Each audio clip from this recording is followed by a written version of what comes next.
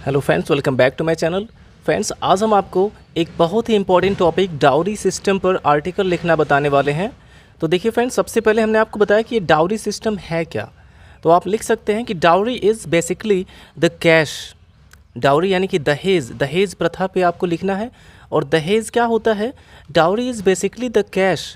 दहेज बेसिक रूप से क्या होता है? कैश होता है, यानी कि कैश पैसे होते हैं, नगद पैसे। ज्वेलरी होते हैं यानी कि जेवर गहने। फर्नीचर जैसे सोफ़ा हो गया, अलमारी हो गया, बेड हो गया, तो ये फर्नीचर होते हैं। प्रॉपर्टी संपत्ति भी होती है। एंड अदर आइटम्स, और अन्य जो आइटम्स होते हैं जैसे कूलर हो गया, फ्रिज हो गया, और ये सभी चीज़ें given by the bride's family, जो दुल्हन के परिवार द्वारा दिया जाता है टू द ब्राइड ग्रूम। और किसे दिया जाता है? ब्राइड ग्रूम को, यानी दूल्हे को, एंड हिज पेरेंट्स, और उसके माता पिता को। तो डाउरी है क्या? दहेज क्या है? सबसे पहले ये बताया गया कि dowry is basically the cash. दहेज बेसिक रूप से क्या होता है? नगद पैसे होते हैं। ज्वेलरी यानी कि जेवर गहने होते हैं। फर्नीचर लकड़ी की चीज़ें होती हैं, जैसे बेड हो गया, सोफ़ा, अलमारी, ये सभी चीज़ें हो गई। प्रॉपर्टी संपत्ति होती है। एंड अदर आइटम्स, और अन्य सामान होते हैं। Given by the bride's family, जो दुल्हन के परिवार द्वारा दिया जाता है to the bridegroom, bridegroom को यानी कि दूल्हे को, एंड हिज पेरेंट्स, और उसके माता पिता को।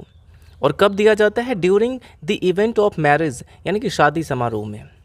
During the event of marriage, शादी के समारोह में। And this system is called dowry system, और इस सिस्टम को डाउरी सिस्टम कहते हैं। और ये जो पूरा सिस्टम है, इसे डाउरी सिस्टम कहते हैं। यानी कि दुल्हन के परिवार द्वारा दूल्हे को या उसके माता पिता को कैश देना, ज्वेलरी देना, फर्नीचर देना, प्रॉपर्टी देना, और अदर आइटम्स देना, यही क्या कहलाता है? डाउरी सिस्टम कहलाता है। तो ये फ्रेंड्स इसका हो गया इंट्रोडक्शन। इस तरह से पहला पैराग्राफ जिसमें इंट्रोडक्शन बताया गया कि ये डाउरी सिस्टम होता क्या है। आई होप आपको बिल्कुल अच्छे से क्लियर हो गया होगा। बहुत ही सिंपल तरीके से इसको बताया गया है। आप एक बार फिर से देख लीजिए कि dowry is basically the cash, jewellery, furniture, property, and other items given by the bride's family to the bridegroom and his parents. Dowry क्या है? बेसिकली ये कैश है, नगद पैसे हैं, जेवर गहने हैं, फर्नीचर हैं, प्रॉपर्टी है, और अदर चीज़ें हैं जो दुल्हन के परिवार द्वारा दूल्हे को या उसके माता पिता को दिया जाता है during the event of marriage, यानी कि शादी समारोह में। And this system is called dowry system, और इस सिस्टम को डाउरी सिस्टम कहते हैं। अब इसके बाद देखिए नेक्स्ट पैराग्राफ में बताया गया कि इसका स्टार्टिंग कब हुआ था, ये कब से शुरू हुआ। It has been prevalent in India for centuries, यानी कि यह भारत में शताब्दियों से प्रचलित है। यहाँ पे प्रेवलेंट का मतलब प्रचलित कह सकते हैं, या फिर दूर दूर तक फैला हुआ। यह भारत में शताब्दियों से फैला हुआ है, शताब्दियों से प्रचलित है। Dowry system started even before the British period, और ये जो दहेज प्रथा है ये ब्रिटिश पीरियड के पहले ही शुरू हो गया था। डाउरी सिस्टम ब्रिटिश साम्राज्य के पहले ही शुरू हो गया था भारत में। तो इस तरह से फ्रेंड्स आप ये दो पैराग्राफ लिख सकते हैं। अब इसके बाद देखिए फ्रेंड्स, हम नेक्स्ट पैराग्राफ देख लेते हैं। आप चाहें तो इसका स्क्रीनशॉट ले लीजिए। अब इसके बाद देखिए फ्रेंड्स, ये डाउरी सिस्टम शुरू क्यों हुआ, इसे क्यों शुरू किया गया, ये नेक्स्ट पैराग्राफ में ये बताया गया है। तो यहाँ पे आपको बताया गया कि the idea behind the dowry system was to make sure that the bride will be financially stable after getting married. तो यानी कि ये डाउरी सिस्टम यानी कि दहेज प्रथा के पीछे जो विचार था, जो इसका पर्पज़ था, वो तो बड़ा ही अच्छा था। क्या उसका पर्पज़ था? Was to make sure that the bride will be financially stable after getting married. इसका विचार यह था कि शादी के बाद जो दुल्हन है वो फाइनेंशियली स्टेबल रहेगी, स्थिर रहेगी आर्थिक रूप से, आफ्टर गेटिंग मैरिड यानी कि शादी के बाद। The idea behind the dowry system was to make sure that the bride will be financially stable after getting married. इसके पीछे का विचार ये था कि शादी के बाद दुल्हन फाइनेंशियली स्टेबल होगी, यानी कि आर्थिक रूप से स्थिर होगी। The intention was very clear. इसका जो इरादा था वो बड़ा ही क्लियर था, बहुत ही अच्छा था, बिल्कुल स्पष्ट था। The intention was very clear. इसका इरादा बड़ा ही स्पष्ट था। तो देखिए फ्रेंड्स, यहाँ पे बताया गया कि bride's parents used to give money, यानी कि दुल्हन के पिता क्या दिया करते थे? पैसे दिया करते थे। लैंड यानी ज़मीन दिया करते थे। एसेट्स यानी कि संपत्ति दिया करते थे टू द ब्राइड, दुल्हन को। ये नोटिस करने वाली बात है कि दुल्हन को दिया जाता था ये सब एज अ गिफ्ट, और ये गिफ्ट के रूप में दिया जाता था, उपहार के रूप में दिया जाता था। टू मेक श्योर, और क्यों दिया जाता था? ताकि इसे कन्फर्म हो जाए that their daughter will be happy, कि उसकी बेटी खुश रहेगी, एंड इंडिपेंडेंट आफ्टर मैरिज, और शादी के बाद किसी पर निर्भर नहीं रहेगी। तो इसलिए दुल्हन के पिता दुल्हन को यानी अपनी बेटी को उपहार के रूप में ये सभी चीज़ें देते थे। But now this system has completely changed, लेकिन अब ये जो सिस्टम है ये पूरी तरह से चेंज हो चुका है।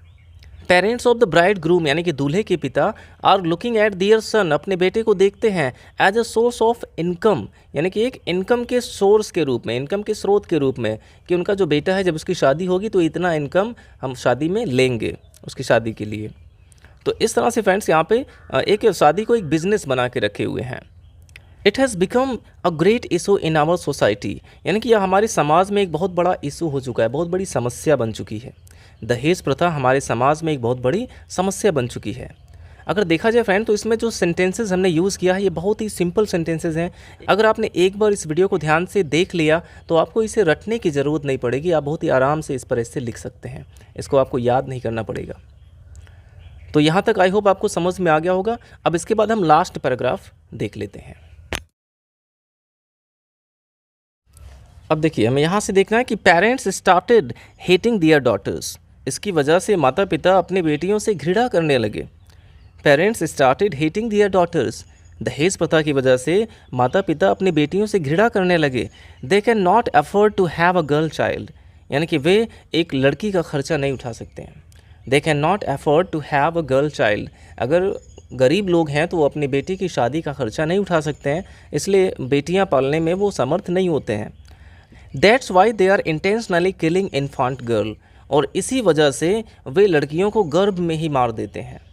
ये एक बहुत बड़ा रीज़न है कि इसकी वजह से वे लड़की, अगर पता चल गया वे जांच भी करा लेते हैं कि पेट में लड़का है या लड़की है, और अगर पता चला कि वो एक लड़की है तो उसको पेट में ही मार देते हैं। मेनी वीमेन, शादी के बाद भी दहेज की वजह से बहुत सी महिलाओं को जान से मार दिया जाता है। Many women are killed because of dowry, दहेज की वजह से बहुत सी महिलाओं को मार दिया जाता है। अब इसके बाद फ्रेंड्स आप इसको कंक्लूजन समझ सकते हैं कि dowry system is good if it is considered as a gift given to bride by her parents. Dowry system अच्छा है, दहेज प्रथा अच्छा है यदि इसे एक उपहार समझा जाए, दुल्हन के माता पिता की तरफ से दुल्हन के लिए अगर इसे एक उपहार समझा जाए तो दहेज प्रथा अच्छा है। If the groom's parents are demanding money, और यदि दूल्हे के माता पिता पैसे की डिमांड कर रहे हैं, इट इज़ रॉन्ग, तो ये गलत बात है। अगर दुल्हन का पिता अपनी खुशी से उपहार के रूप में दहेज देता है तो ये अच्छी बात है, तो इसमें कोई बुराई नहीं है। But if the groom's parents are demanding money, लेकिन यदि दूल्हे के माता पिता पैसे की डिमांड कर रहे हैं, इट इज़ रॉन्ग, तो ये गलत है एंड इलीगल, और गैर कानूनी भी है।